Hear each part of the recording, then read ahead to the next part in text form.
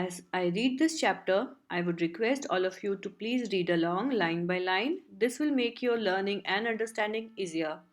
This is chapter number 5, Outcomes of Democracy. Overview.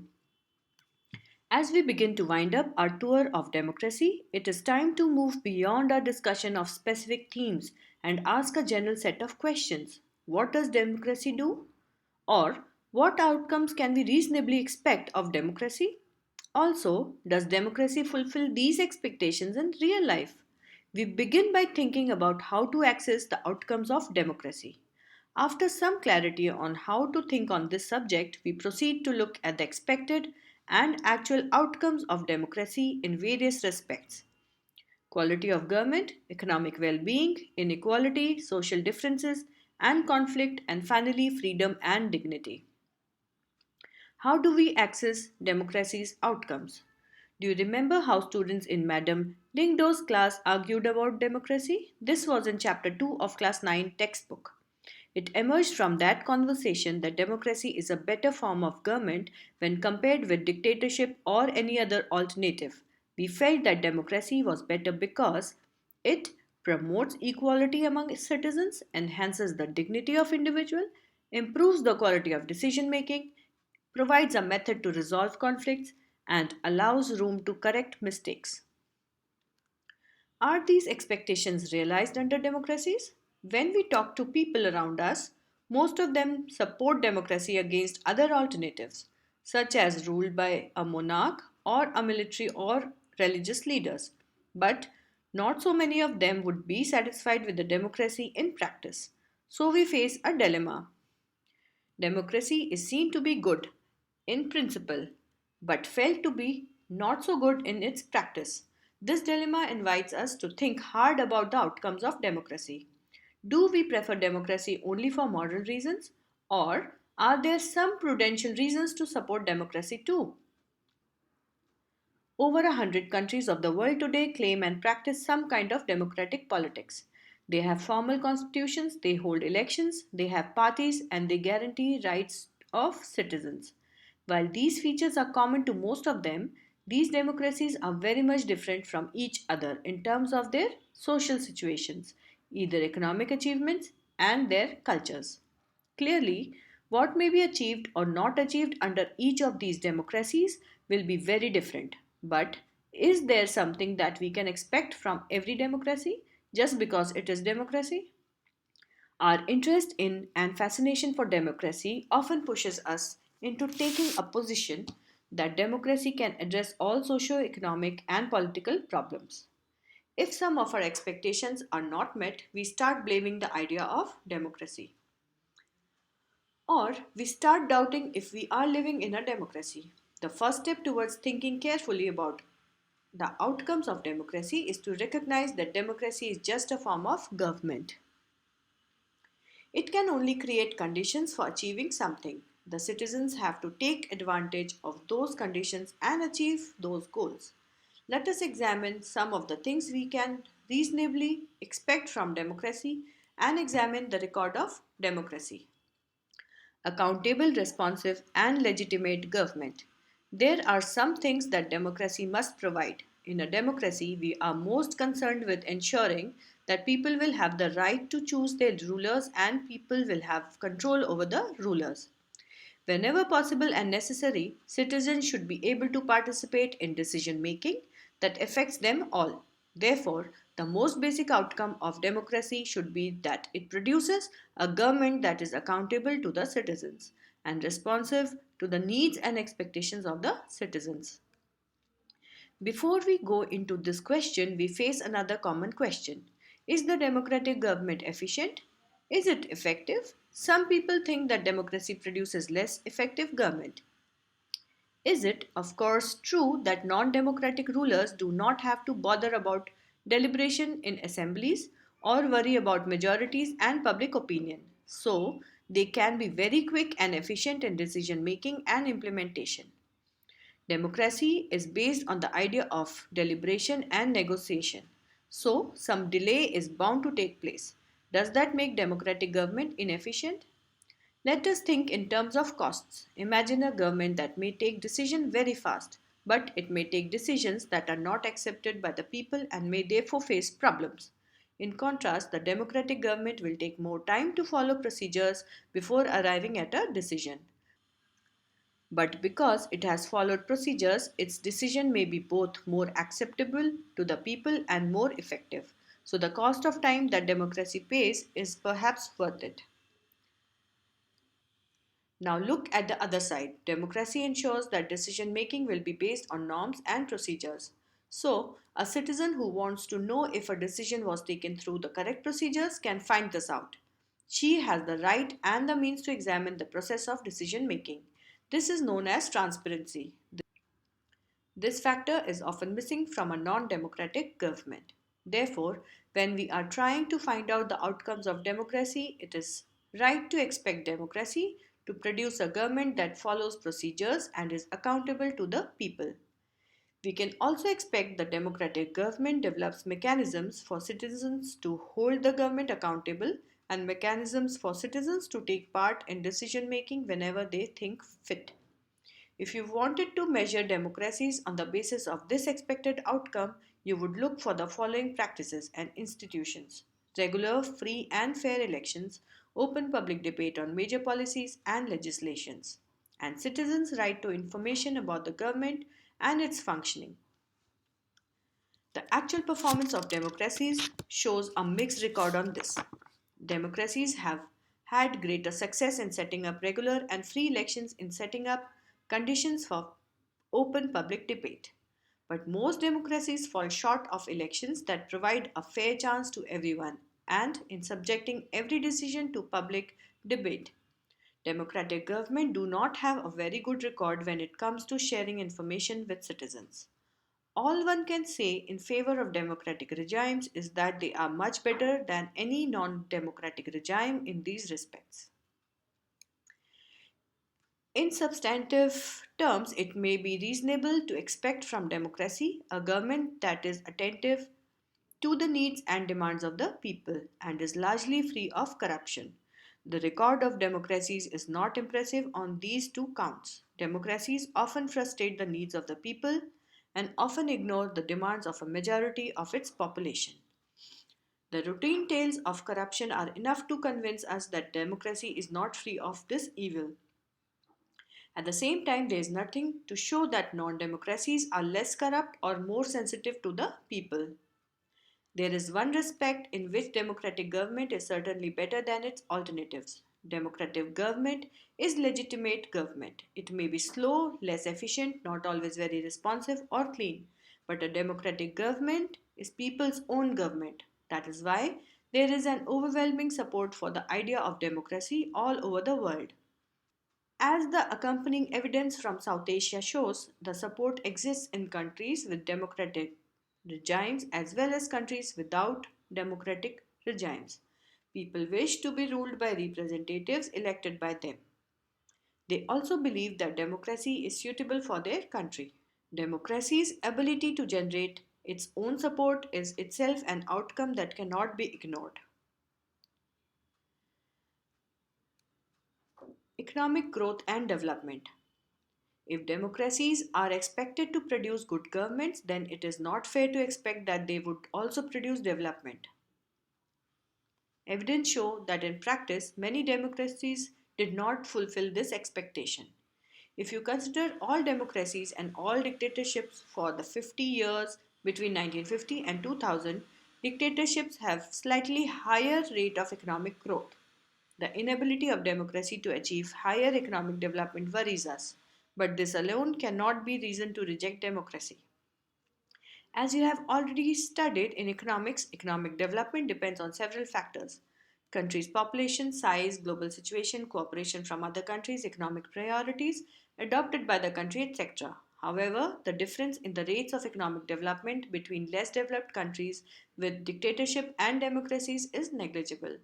Overall, we cannot say that democracy is a guarantee of economic development, but we can expect democracy not to lag behind dictatorship in this respect. When we find such significant difference in the rates of economic growth between countries under dictatorship and democracy, it is better to prefer democracy as it has several other positive outcomes. Economic outcomes of democracy. Arguments about democracy tend to be very passionate. This is how it should be, for democracy appeals to some of our deep values. These debates cannot be resolved in a simple manner. But some debates about the democracy can and should be resolved by referring to some facts and figures. The debate about the economic outcomes of democracy is one such debate.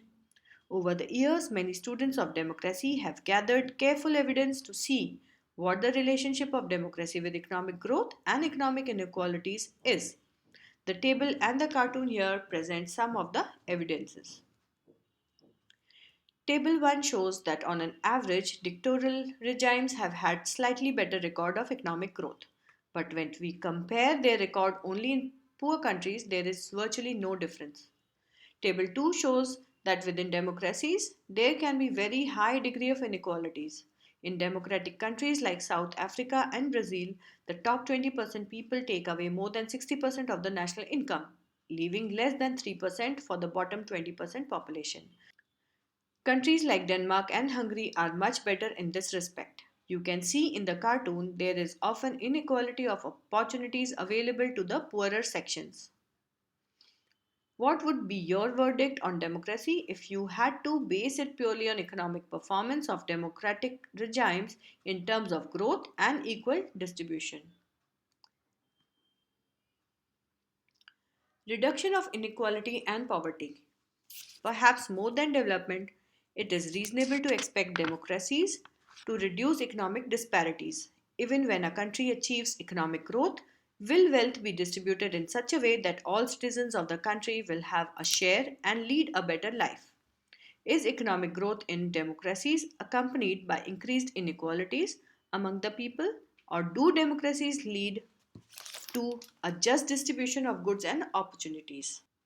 Democracies are based on political equality. All individuals have equal weight in electing representatives.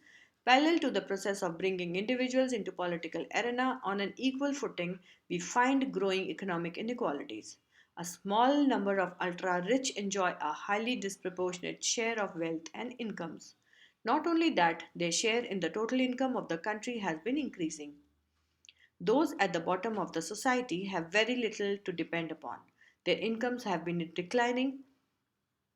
Sometimes they find it difficult to meet their basic needs of life, such as food, clothing, house, education, and health.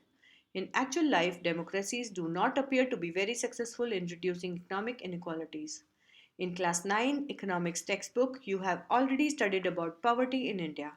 The poor constitute a large proportion of our voters, and no party will like to lose their votes. Yet, democratically elected governments do not appear to be as keen to address the question of poverty as you would expect them to. The situation is much worse in some other countries. In Bangladesh, more than half of its population lives in poverty. People in several poor countries are now dependent on the rich countries even for food supplies. Accommodation of social diversity.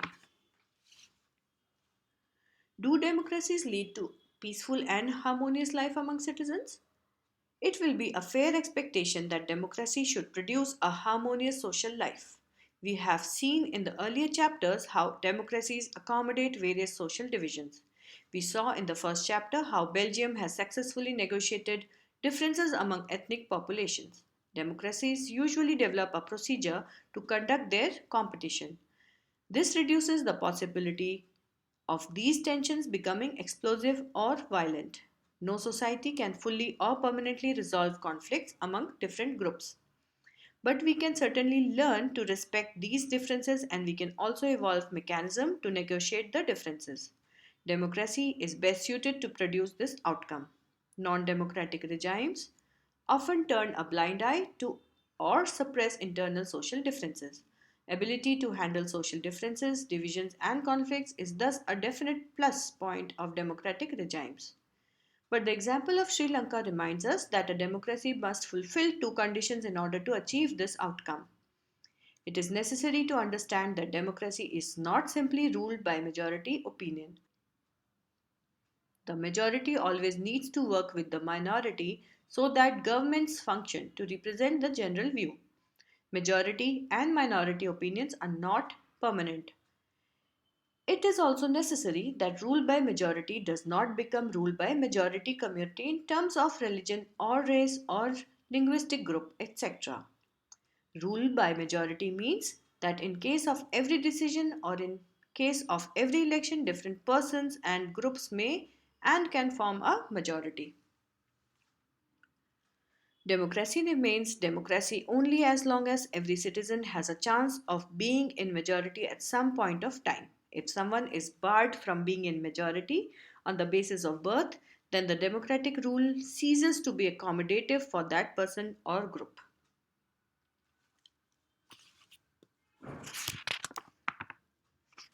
Dignity and freedom of the citizens. Democracy stands much superior to any other form of government in promoting dignity and freedom of the individual. Every individual wants to receive respect from fellow beings. Often, conflicts arise among individuals because some feel that they are not treated with due respect. The passion for respect and freedom are the basis of democracy. Democracies throughout the world have recognized this, at least in the principle. This has been achieved in various degrees in various democracies. For societies which have been built for long on the basis of subordination and domination, it is not a simple matter to recognize that all individuals are equal. Take the case of dignity of women. Most societies across the world were historically male dominated societies. Long struggles by women have created some sensitivity today that respect to and equal treatment of women are necessary ingredients of a democratic society. That does not mean that women are actually always treated with respect. But once the principle is recognized, it becomes easier for women to wage a struggle against what is now unacceptable legally and morally. In a non democratic setup, this unacceptability would not have legal basis because the principle of individual freedom and dignity would not have the legal and moral force there. The same is true of caste inequalities. Democracy in India has strengthened the claims of the disadvantaged and discriminated castes for equal status and equal opportunity. There are instances still of caste based inequalities and atrocities, but these lack the moral and legal foundations. Perhaps it is the recognition that makes ordinary citizens value their democratic rights. Expectations from democracy also function as the criteria for judging any democratic country. What is most distinctive about democracy is that its examination never gets over. As democracy passes one test, it produces another test. As people get some benefit of democracy, they ask for more and want to make democracy even better. That is why, when we ask people about the way democracy functions, they will always come up with more expectations and many complaints. The fact that people are complaining is itself a testimony to the success of democracy.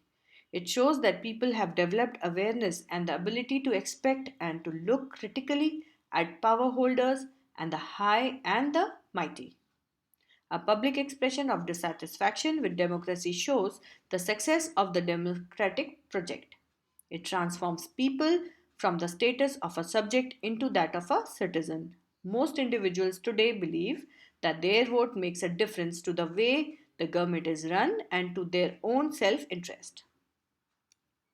Thank you for listening so patiently. If you like this audiobook, please refer it to your friends and also subscribe to my channel. Thank you very much.